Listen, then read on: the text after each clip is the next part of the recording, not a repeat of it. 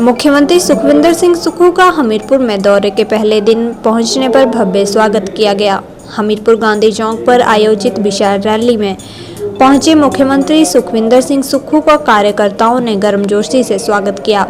गांधी चौक पर आयोजित रैली में विधायक आशीष शर्मा ने शॉल टोपी व भगवान भोलेनाथ का त्रिशूल भेंट कर सम्मानित किया। इस अवसर पर मंच पर सीएम राजनीतिक सलाहकार सुनील शर्मा, विधायक इंद्रदत्त लखनपाल, विधायक सुरेश कुमार भी मौजूद रहे। मुख्यमंत्री सुखविंदर सिंह सुक्खू ने कहा कि हिमाचल में सीमेंट प्लांट का मामला किराए को लेकर चल रहा है और ट्रक ऑपरेटर से बात हुई है और अदानी से बात करने के लिए कहा गया है। उन्होंने कहा कि उद्योग मंत्री के द्वारा ट्रक ऑपरेटरों से बात की जा रही है। उन्होंने कहा कि अदानी के साथ बड़ा मामला नहीं है और केवल किराया निर्धारण का मामला है। उन्होंने कहा कि ट्रकों वाले लोन लेकर काम कर रहे हैं और सरकार का पहला कर्तव्य ट्रक ऑपरेटरों की मांग को पूरा करना है। प्रदेश में ग्रीन राज्य बनाने की कवायद पर सुक्खू ने कहा कि प्रदेश में इलेक्ट्रिकल वाहनों को बढ़ावा देने के लिए काम किया जा रहा है और ऐसे कार्य से प्रदेश में प्रदूषण को कम किया जाएगा तो एचआरटीसी को घाटे से उभारा जाएगा। उन्होंने कहा कि 2025 में पूरे राज्य को ग्रीन राज्य बनाएंगे और देश का पहला ग्रीन राज्य बनेगा तो आर्थिक स्थिति भी मजबूत होगी। कर्मचारी चयन आयोग के मामले पर सीएम सुक्खू ने कहा कि चयन आयोग की रिपोर्ट 2-3 दिनों में आने की उम्मीद है। उन्होंने कहा कि इस मामले की पूरी जांच हो चुकी है और इस पर फैसला होने वाला है।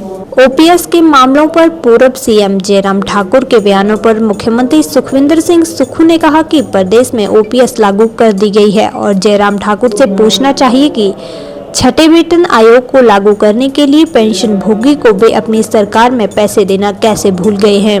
उन्होंने कहा कि जयराम ठाकुर तो पेंशन भोगी की 900 करोड़ रुपए की डीए की किस्त तक देना भूल गए थे। इन सब बातों पर अपने विचार जयराम ठाकुर को रखने चाहिए, ना कि ओपीएस को लेकर बातें करनी चाहिए। सीमेंट प्लांट का इशू चल रहा है किराए को लेकर, उस संदर्भ में मेरी कल ट्रक ऑपरेटर से बात हुई है और उन्होंने हमारा कहा है कि हमारे अधिकारियों को मैंने कहा है कि आप अदानी जी से भी बात कीजिए। ट्रक ऑपरेटर्स ने के पास एक रेट दिया है और उस रेट के आधार पर वो 1-2 दिन में बात करेंगे। हमारे जो सेक्रेटरी इंडस्ट्रीज है और उद्योग मंत्री है और उसके बाद सहमति बनाने की कोशिश करेंगे। अदानी के साथ यहाँ कोई बड़ा इशू नहीं है हमारा। अदानी के साथ हमारा इशू ये है कि जो हमारे ट्रक ऑपरेटर्स थे उनका किराए का इशू है। हमारा उनका कोई फैक्ट्री से संबंधित इशू नहीं है। सरकार का फैक्ट्री उनकी है, ट्रक वाले हमारे हैं, हिमाचल प्रदेश के निवासी है और ट्रकों वालों ने लोन लेकर गाड़ियाँ खरीदी होती है। उनका हित देखना हमारा प्रथम कर्तव्य बनता है और इस दृष्टिकोण से उन्होंने हमारे पास कुछ बात कही है। जो हम हमारे उद्योग मंत्री हर्षवर्धन चौहान जी है वो इस मामले में उनके ग्रुप के सीईओ है, उनसे भी बात। देखिए, हिमाचल प्रदेश का परिवहन विभाग देश का पहला परिवहन विभाग बना है जहां सभी गाड़ियों को इलेक्ट्रिकल कर दिया गया है।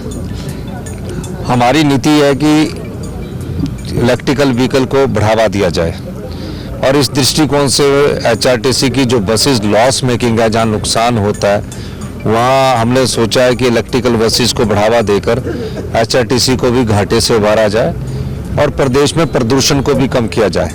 इस दृष्टिकोण से हम जल्दी ही हिमाचल प्रदेश को ग्रीन राज्य बनाने की ओर आगे बढ़ेंगे। मेरा मानना है कि 2025 तक का हमने टारगेट सेट किया है और इस टारगेट की ओर हम बजट में भी आपको देखने को मिलेगा।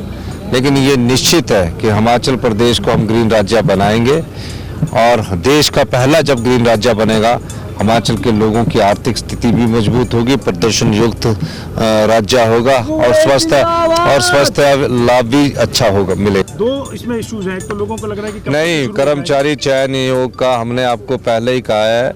जो हमारे पास प्रीलिम्स रिपोर्ट्स आई है उसमें पीछे जो पेपर हुए थे वो भी लीक हुए हैं और उनकी पूरी इंक्वायरी कर दी गई है। आने वाले समय में पूरी रिपोर्ट 2-3 दिन में मेरे पास सबमिट हो जाएगी और उसके बाद उस पर फैसला। पीएस लागू कर दी गई है, सभी सरकारी कर्मचारियों को 2 या 3 के बाद से ओपीएस मिलता जाएगा। जयराम ठाकुर जी से ये पूछना चाहिए कि जो आपने 6th पे कमीशन लागू किया है उसका एरिया 5,500 करोड़ के जो पेंशन भोगी है, जो बेचारे रिटायरमेंट के बाद घर में बैठे हैं, वो देना भूल गए हैं और 4,500 करोड़ रुपया वो देना भूल गए हैं। 920 करोड़ रुपया डीए की किस्त देना भूल गए हैं। आप उस पर अपने विचार रखिए तो उस पर ज़्यादा अच्छा रहेगा। बहुत बहुत धन्यवाद।